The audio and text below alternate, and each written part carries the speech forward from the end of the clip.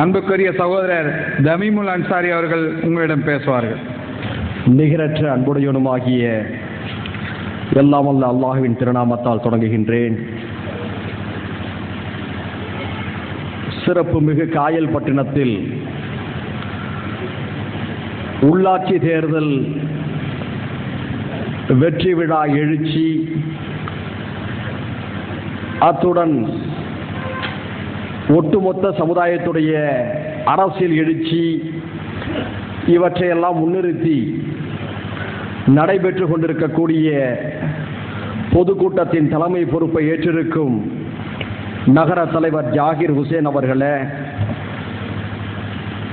வரவேற்புரை ஆற்றிவிட்டு அமர்ந்திருக்கக்கூடிய மாவட்ட தலைவர் அருமை அண்ணன் ஆசாத் அவர்களே, முன்னிலை வகித்திருக்கக்கூடிய கழகத்தின் மாவட்ட செயலாளர் அன்பு சகோதரர் நவாஸ் அவர்களே, முன்னிலை வகித்திருக்கக்கூடிய ஹாங்காங் தமிழ்நாடு முஸ்லிம் முன்னேற்ற கழகத்துடைய பொறுப்பாளர் எங்கள் அருமைக்குரிய அண்ணன் ஹாஜா அரபி அவர்களே, நன்றியுரை ஆற்றவிருக்கக்கூடிய நகர செயலாளர் ஃபிர்தௌஸ் அவர்களே, எனக்கு முன்னால் உரையாற்றிய அருமை சகோதரர்கள் மாநில செயற்குழு உறுப்பினர் என்.ஏ. தைமியா அவர்களே, மாநில துணை செயலாளர் அண்ணன் காதர் மொய்தீன் அவர்களே, மாநில செயலாளர் அருமை நண்பர் ஹாஜா கனி அவர்களே, மனிதநேய மக்கள் கட்சியுடைய மாநில பொருளாளர் அருமை நண்பர் ஹாரூன் ரஷீத் அவர்களே,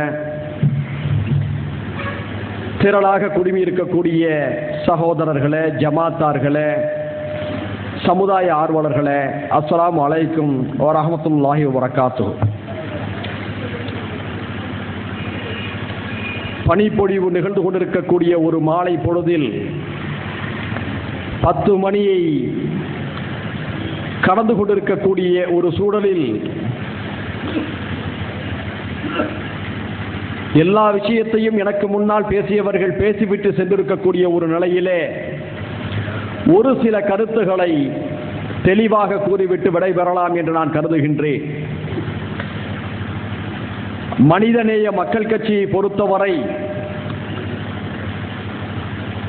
காயிதே மில்லத் இஸ்மாயில் சாஹிப் அவர்களுக்கு பின்னால் அவர் ஏற்றிய அரசியல் ஜோதியை பல்வேறு காலகட்டங்களில்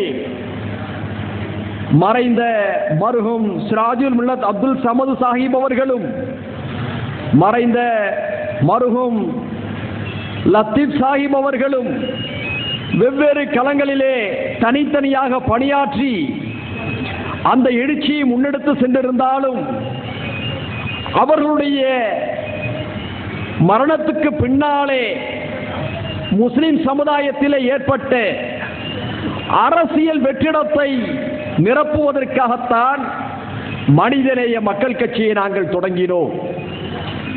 இது குறித்து காயல்பட்டினத்திலே எத்தனையோ பேர் உருவாகி இருந்தாலும் புதிய தலைமுறைக்கு மத்தியிலே சோடை போகாத சொத்தாகவும் எமது இயக்கத்தின் வித்தாகவும் இருக்கக்கூடிய எமது அருமை நண்பர் தைமியா அவர்கள் ஆணித்தரமாக ஏறத்தாழ 1 மணி நேரம் உங்களுக்கு மத்தியிலே தெளிவாக விளக்கினார்கள். காயல்பட்டினம் போன்ற ஒரு ஊரிலே ஆற்றல் மிகு எழுச்சியோடு உரையாற்றக்கூடிய ஒரு இயக்க சகோதரரை இந்த இயக்கம் பெற்றிருக்கிறது என்று சொன்னால் உங்களை போன்றவர்களுக்கு நிகழ்காலத்திலே மனிதநேய மக்கள் கட்சி தான் முன்னோடிகளாக அவர்களை களத்திலே இறக்கி இருக்கிறது என்பதை அனைத்து தரப்பினரும் உணர வேண்டும். பணம் இருக்கலாம், பணம் யாரிடம் இல்லை?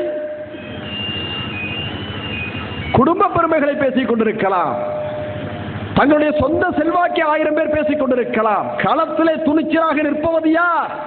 அவருக்கு பின்னால் தான் மக்கள் திரள்வார்கள். அவர்கள் தான் ஒரு ஊருடைய வரலாற்றை தீர்மானிக்கக்கூடியவர்களாக இருப்பார்கள். அப்படி வரலாற்றை தீர்மானிக்கக்கூடியவர்கள் தமிழகம் எங்கும் எங்களிடம் உண்டு, காயல்பட்டினத்திலும் எங்களிடம் உண்டு. இந்த மேடையில் இருக்கக்கூடிய சகோதரர்கள் காயல்பட்டினத்தில் அமர்ந்திருக்கிறார்களே,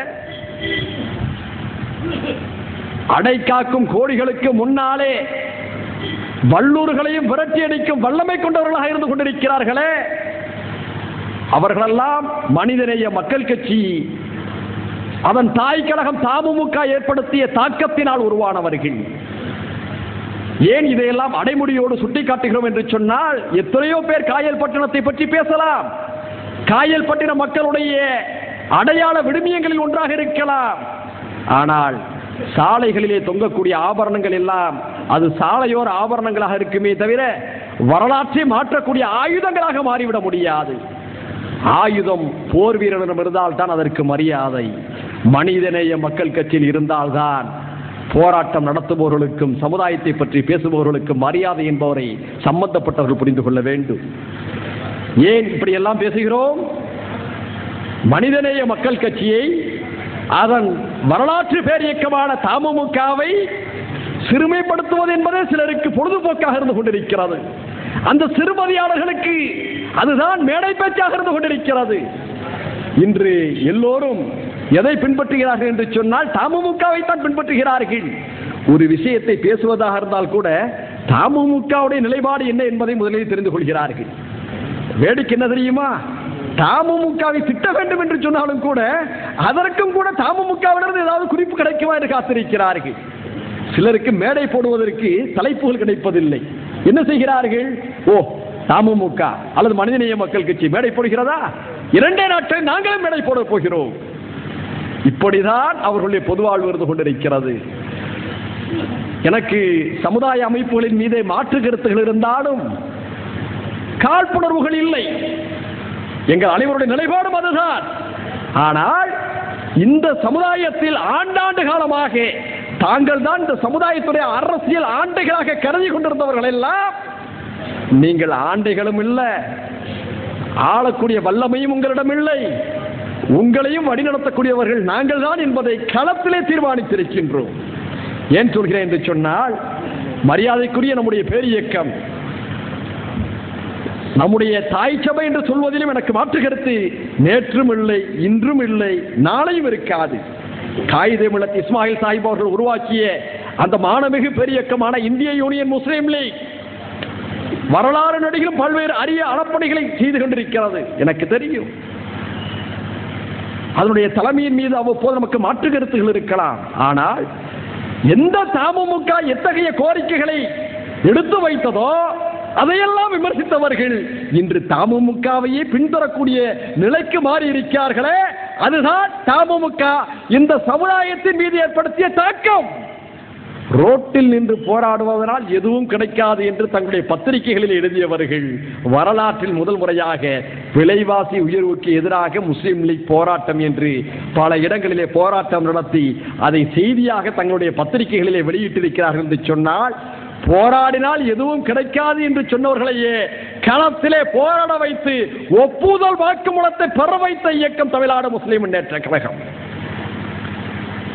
மயிலே மயிலே என்று சொன்னால் அது இறகு போடாது. பிடுங்க வேண்டிய நேரத்தில் சில விஷயத்தை பிடுங்க வேண்டும். எல்லா நேரத்திலும் போராட்டம் செல்லுபடியாகுமா என்று கேட்கலாம். பொது வாழ்விலே போராட்டங்கள் என்பது ஒரு அங்கம், பொது வாழ்வில் அது ஒரு பகுதி. போராட்டங்களை பொது வாழ்வை தீர்மானித்து விடாது. போராட்டங்கள் இல்லாமல் எந்த பொது வாழ்வும் தீர்மானிக்கப்படாது. இதுதான் எமது நிலைப்பாடு.